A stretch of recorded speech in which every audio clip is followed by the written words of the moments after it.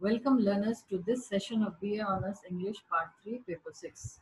Today's topic is The Heart of the Matter by Graham Greene and the Christian hero in the novel. Major Scobie is a middle-aged man and a convert Roman Catholic. His life, with his dissatisfied and nagging wife, Louise, has stopped short of the ecstasy and passion of conjugal bliss.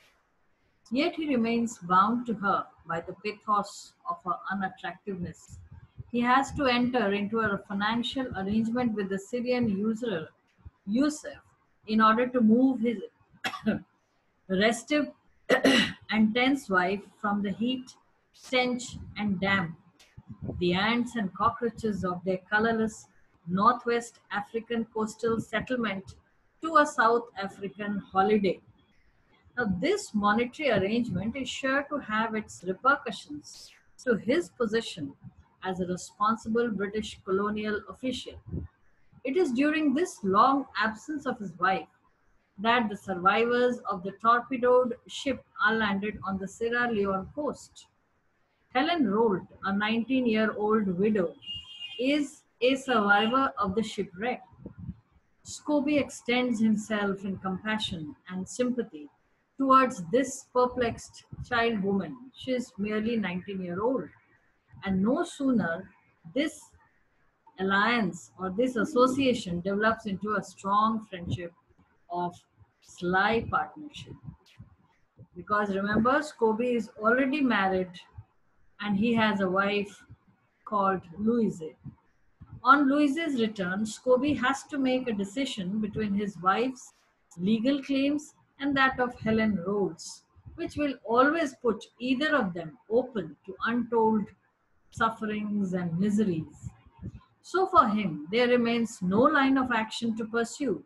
He does seek the counsel of the priest and confesses at the church, but as he is not yet prepared to cut off the alliance with Helen Roll, he cannot be given absolution or forgiveness from the church.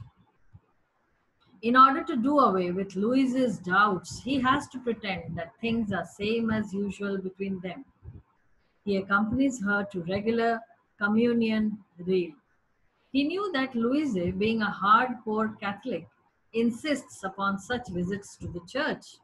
All this while, Scobie understands that for him to take to communion while in a state of mortal sin, the mortal sin being cheating on his wife, this committing adultery, it is to risk eternal damnation as a Catholic. He does not have the heart to reveal his alliance with Helena to his wife and make her unhappy, nor can he completely break off with Louise for the sake of Helen. Thus, both the ways, it is a no-win situation for Scobie. So he goes with his wife to the rail, watching the priest pour wine and water into the chalice, his own damnation being prepared as a meal. As he takes God into himself, he prays, "O God, offer up my damnation to you. Take it. Use it for them." Them being Louise and Helen.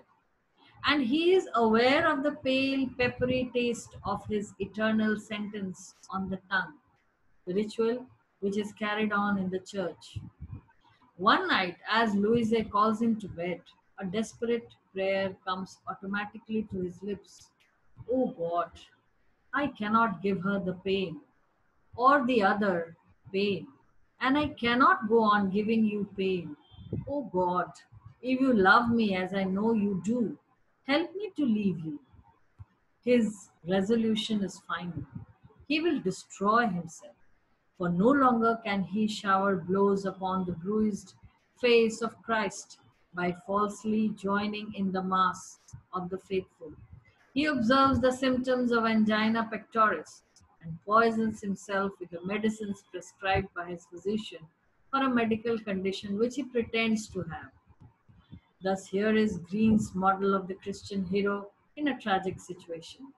Here is the branch that grows out of the stony rubbish of our world in which a man, the man, who, being caught up and possessed by the example of Christ's charity, we are talking about Major Scobie, discovers that goodness involves suffering, but who does not refuse that suffering, so profound in his compassion for his fellow creatures, his compassion being nurtured by the conditions of life.